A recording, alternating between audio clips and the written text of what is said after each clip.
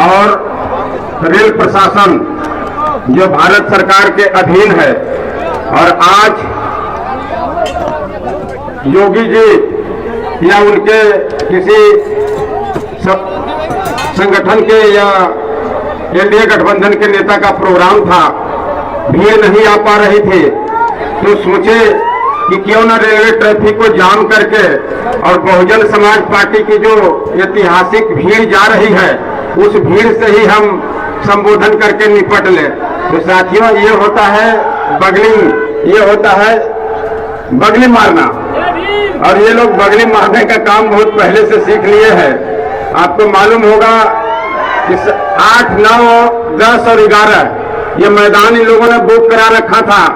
मैदान बुक कराने का ऑप्शन था 1 सप्ताह के अंदर, उसका पोर्टल खुल रहा था। सुविधा ऐप एक पोर्टल था जो खुल रहा था 1 सप्ताह के अंदर, लेकिन इन लोगों ने क्या किया कि सुविधा ऐप को ही हैक कर लिया, और हैक करके 12 दिन पहले ही 4 दिन के लिए ये मैदान बुक कर लिया। जब यहाँ के हम आरओ को कंप्लेन दिए तो बेचारे नए थे, ये समझ नहीं पा रहे थे, ये जान रहे थे कि हैक हुआ है, ये कबूल भी कर रहे थे कि हैक हुआ है, इसके बावजूद भी इन लोगों ने उस पर ज्यादा तवज्जो नहीं दिया। तो जिला चुनाव पदाधिकारी हैं, उनको मैंने संज्ञान में दिया, लिखित भी आवेदन दिया।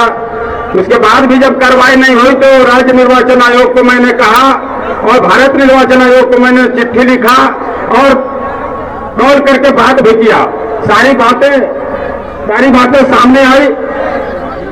आने के बाद में उन लोगों ने संज्ञान लिया। संज्ञान लेने के बाद इनके 4 दिन के मैदान जो बुक था उसको कैंसिल किया गया और उन पर FIR हुआ है जो चीटिंग करके मैदान बुक कराए थे। तो आप लोगों के आशीर्वाद और सहयोग से इन चुगलखोरों को इतनी जवाब मिली है कि ये अंधे मुंह चीत हो गए। अब ये दूसरा षड्यंत्र लगा रहे हैं कि 2 घंटा से हैदरनगर के रेलवे ट्रैफिक को जाम कर दिया है, एक ट्रेन को बीच ही क्रॉसिंग में लगा करके भीड़ को वहीं रोक लिया। अब प्रोग्राम खत्म हुआ तो वहां से हमारे लोग चल रहे हैं। साथियों, ये है इनकी अद्भुत कहानी और इस कहानी से आप लोग वाकिफ है। मैं अनुरोध करना चाहूंगा कि जो इधर उधर खड़े हैं लोग, उनसे निवेदन है कि कृपया जो महिलाएं उधर से आ रही हैं उनको अंदर में आने का जगह दे। अंदर में कारपेट भी बिछा हुआ है, आज थोड़ा धूप भी है, लेकिन आप लोग किसान हैं, आप लोग गांव घर से आते हैं, गंवई जिंदगी को आपने व्यतीत किया है और हम लोग धूप में भी धान रोपने से लेकर के और गन्ना तोड़ने तक का काम किए हैं। इसलिए हम लोग के शरीर पर धूप का ज्यादा असर नहीं होता है। धूप का असर तो उनको होता है जो लग्जरी कारों में घूमते हैं। तो आप लोग तैयार हैं ना धूप में रहने के लिए? पूरा हाथ उठा के बोलिए, इधर से भी बोलिए भाई, इधर से। और जो उधर छाए में खड़े हैं उनसे भी आग्रह है कि आप लोग पूरा हाथ उठा करके सहमति दीजिए कि जब तक आप यहाँ मौजूद रहेंगे मैदान में ये कारवां कहीं नहीं जाएगा। ये सही बात है? बोलिए इधर आप लोग, सभी लोग से अनुरोध है भाई, सब पीछे तक आवाज जा रही है भाई, साउंड को थोड़ा इतना बढ़ा दें कि हुसैनाबाद के चप्पे चप्पे में साउंड पहुंच जाए। थोड़ा साउंड को और बढ़ाइए। आप लोग सहमत हैं? दोनों हाथ उठाइए और एक बार प्रेम से बोलिए, जय भीम, जय भीम। बाबा साहब अमर रहे, बाबा साहब अमर रहे, मनवर कांशीराम साहब अमर रहे, मनवर कांशीराम साहब अमर रहे। साथियों, आप लोगों ने मुझे हौसला दिया है और मैं इधर जो महिलाएं खड़ी हैं उनको बैठने का स्थान दे दीजिए। आप लोगों ने जो हौसला दिया है, ये हौसला मुझे लड़ने के लिए प्रेरित करता है कि मैं आए के अधिकार के लिए संघर्ष कर सकूं, और जो ताकत आपने दिया है उस ताकत का इस्तेमाल आपके हक और अधिकार दिलाने के लिए विधानसभा में कर सकूं। साथियों, सभी लोग अपने अपने हाथों में झंडा लहराएंगे एक बार। जिनके हाथों में झंडा है, झंडा के कभी पूरा मैदान नीला आना चाहिए। सभी लोग, अरे भाई उधर जिनके हाथों में झंडा है, झंडा लहराइए, पूरा पूरा झंडा लहराना चाहिए, पूरे मैदान नीला नीला नजर आए। और बहन जी आएंगे तो इसी तरह से झंडा लहरा करके स्वागत करेंगे। कैसे करेंगे? झंडा लहरा के स्वागत करेंगे, ठीक है ना? फिर दोबारा कहना नहीं पड़े, क्योंकि बहन जी जब आ जाएंगे तो हम लोग बैठ जाएंगे और आप लोग को जो मैंने आग्रह किया है, इस आग्रह को भूलेंगे नहीं, ठीक है ना? सभी लोग बहन जी के खड़ा होकर अभिवादन करेंगे और खड़ा होकर के झंडा लहराएंगे, ठीक है? समझ में आ गया? अब मैं अपनी बात को आपके बीच में चंद मिनट में रखना चाहता हूं, क्योंकि आज हुसैनाबाद के धरती पर ऐतिहासिक जनसभा जिस तरह से 2014 में हुआ था, 2024 में भी हो रहा है। आप देख लीजिए, इधर भी लोग बैठे हुए हैं, इधर भी लोग बैठे हुए हैं, कई स्थान खाली नजर नहीं आ रहा है और अभी भीड़ आना बाकी रह गया है। कल हम लोगों को हरिहरगंज में भी जनसभा है और हरिहरगंज और हुसैनाबाद के जो लोग हैं उनसे अनुरोध है कि अभी वाहन की दिक्कत हो रहा है। कई हजार लोग गांव में रह गए, वाहन की सुविधा नहीं थी और इस वजह से असुविधा हुई है। इसके लिए हम भी चिंतित है, लेकिन मन में सच्ची तमन्ना हो तो रास्ते निकल आते हैं और मन में तमन्ना झूठी हो तो एक से एक बहाने निकल आते हैं। साथियों, ये मन में अगर तमन्ना झूठी हो तो बहाने एक से एक निकल आते हैं, तो तमन्ना अगर सच्ची हो तो सभी लोग ट्रैक्टर को सजा लेंगे। देखे थे मैं जो ट्रैक्टर चला के आया था, देखे थे? बोलिए, जोर से बोलिए, रंजन जी आप लोग भी बोलिए। जिनके पास ट्रैक्टर होगा, कल ट्रैक्टर को सजा करके झंडे से और हरिहरगंज के ऐतिहासिक धरती पर जो कल हम लोगों को सभा होगा, चुनावी सभा, कल अंतिम चुनावी सभा होगा, सभी लोग ट्रैक्टर से आएंगे ट्रैक्टर से। बोलिए, हरिहरगंज, पिपरा, हैदरनगर, मोहम्मदगंज, हुसैनाबाद, इतनी ट्रैक्टर आनी चाहिए कि किसानों की असली जंग यही दिखाई दे। ठीक है, ये किसानों की लड़ाई है, ये मजदूरों की लड़ाई है, ये हम शोषित वंचितों की लड़ाई है, दुखी और मजलूमों की लड़ाई है। मैं अनुरोध करना चाहूंगा कि हमारे इस सभा में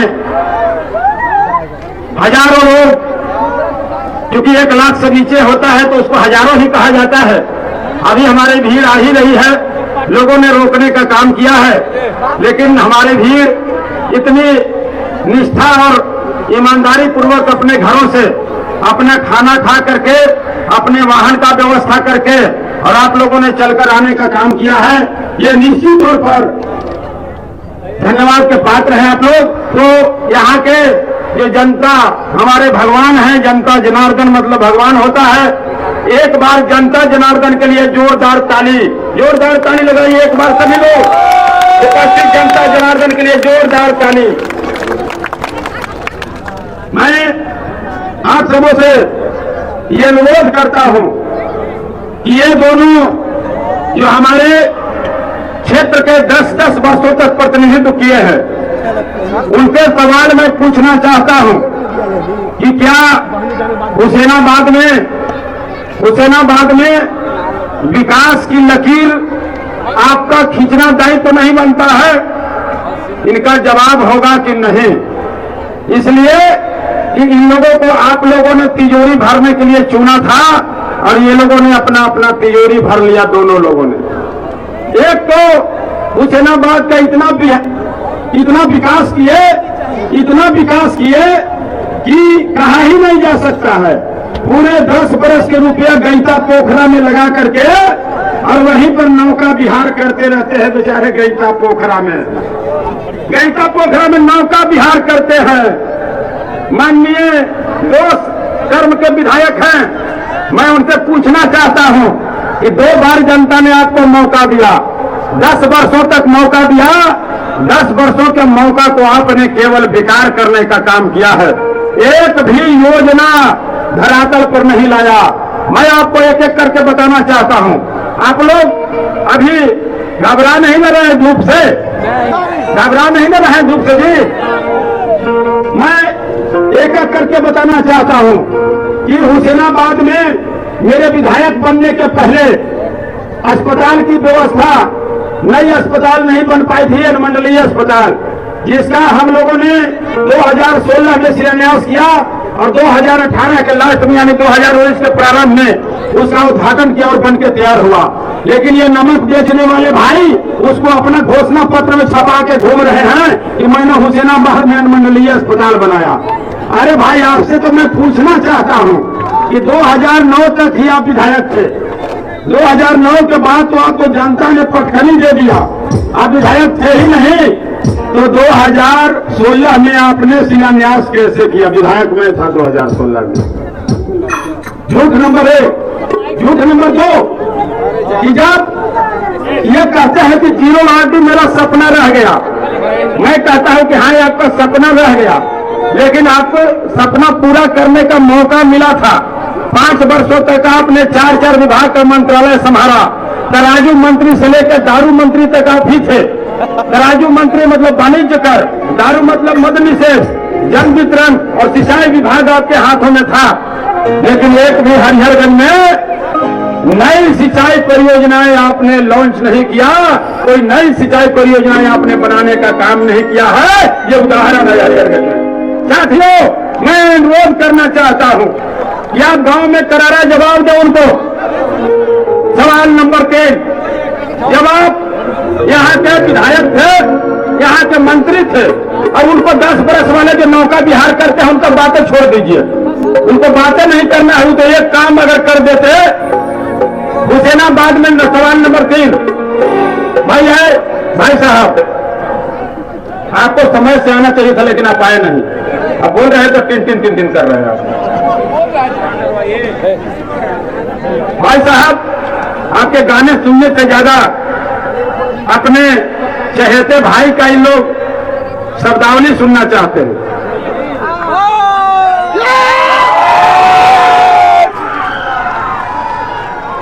साथियों, सवाल नंबर 3, जब आप सिंचाई मंत्री थे, भीम बराज का पुल अधूरा पड़ा हुआ था, उस पुल को आपने बनाया क्या?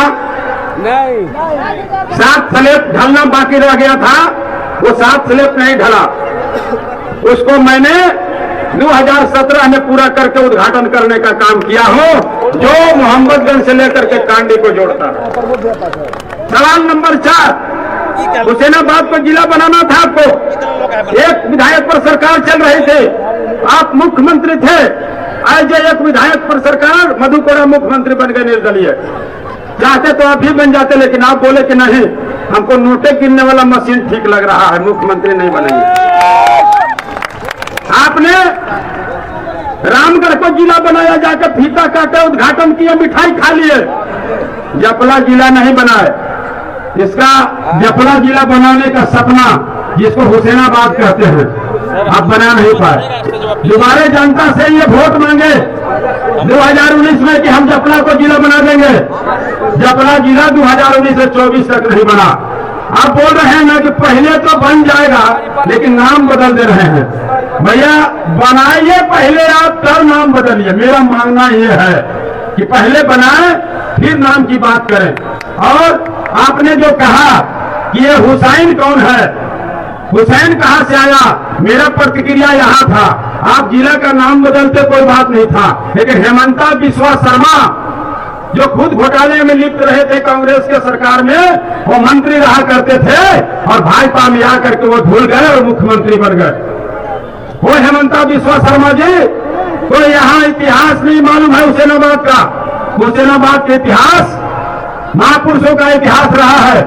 और कल जब ये विपक्ष में रहा करते थे तो बीजेपी को कोसा करते थे पानी पी पी करके, और आज जब बीजेपी में गए तो इतना जल्दी रंग बदल दिए कि इनको देख करके गिरगिट भी मारे शर्म के आत्महत्या कर लेगा। ये गिरगिट से भी ज्यादा रंग बदलने में माहिर हो गए।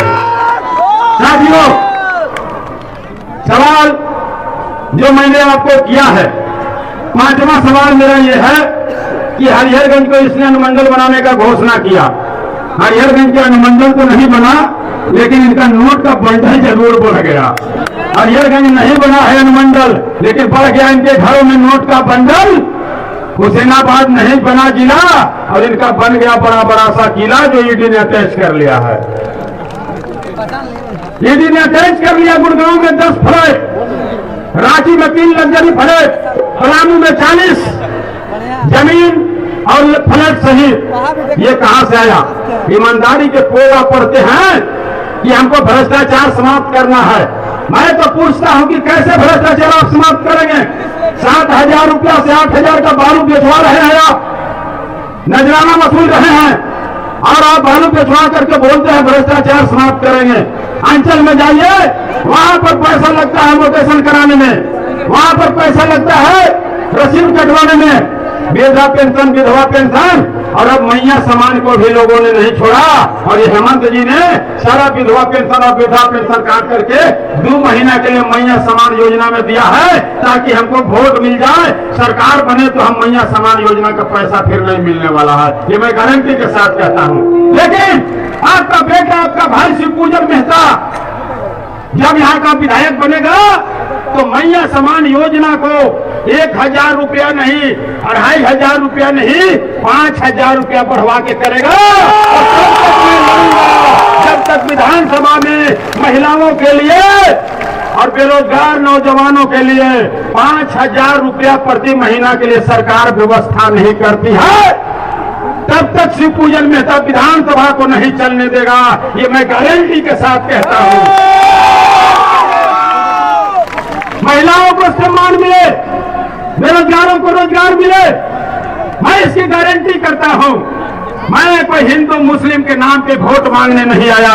ये शिवपूजन की गारंटी है कि जब हम यहाँ का प्रतिनिधि बनेंगे तो बालू फ्री होगा, फ्री बालू होगा। जब हम प्रतिनिधि बनेंगे तो मैया समान योजना जो आज 1,000 और 2,500 में फंसा हुआ है, इसको बढ़वा करके 5,000 रुपया करने का काम करेंगे। गांव गांव में जाकर के बोल दीजिएगा कि मैया समान योजना की राशि 5,000 रुपए मिलेगी, शिवपूजन मेहता दिलवाने का काम करेगा। यह है शिवपूजन की गारंटी। शिवपूजन मेहता जिंदाबाद बोलिए। और तीसरा, जो युवा लोग हैं 18 से 50 वर्ष तक चल रहा है ना ये, और जो वृद्ध लोग हैं जिनको वृद्धा पेंशन की राशि 1,000 रुपए मिलती है, कितना मिलता है? 1,000 के 2,000, 1,000 वृद्धा पेंशन की राशि को भी बढ़वा करके 5,000 रुपया करेंगे। ये हमारी गारंटी है। और मैया समान योजना के तरह बबुआ समान योजना भी हम चलाएंगे।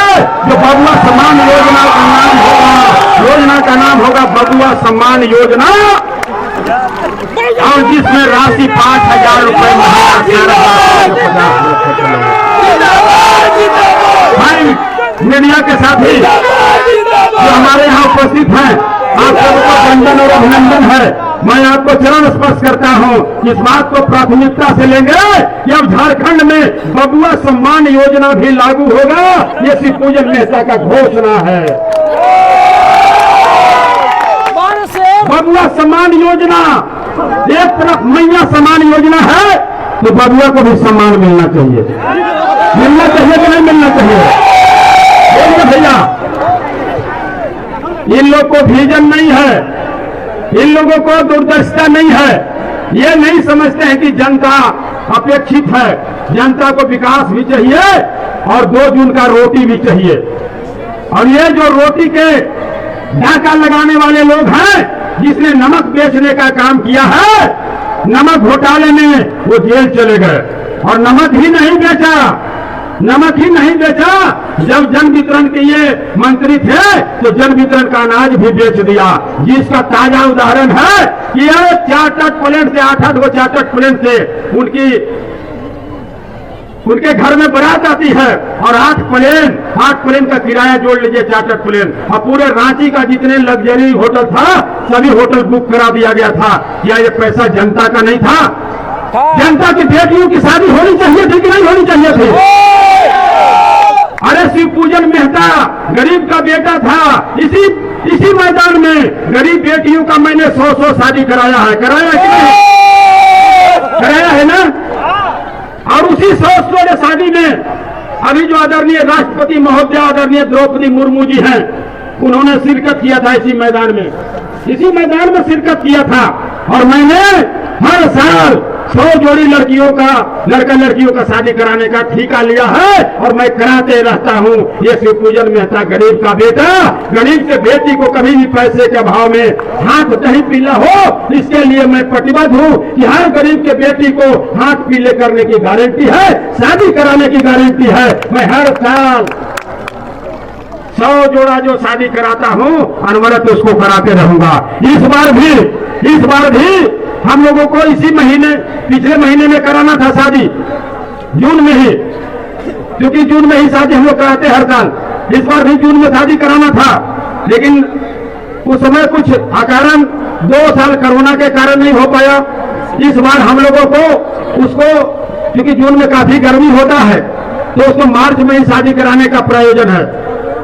मार्च में 100 लड़कियों का शादी हम लोग फ्री शादी कराएंगे और इस बार इसी ऐतिहासिक मैदान में पुनः बहन मायावती जी को और भारत के राष्ट्रपति को बुलाने का काम करेंगे, इसी ऐतिहासिक मैदान में। साथियों, आपने सुना कि मैया सम्मान योजना के साथ अब बबुआ सम्मान योजना भी चलेगा। जो हमारे बाबू लोग हैं, जो हमारे भैया लोग हैं, उनके लिए भी 5000 रुपए का बंदोबस्त करने का काम शिवपूजन मेहता करेगा, ये गारंटी देता हूं मैं।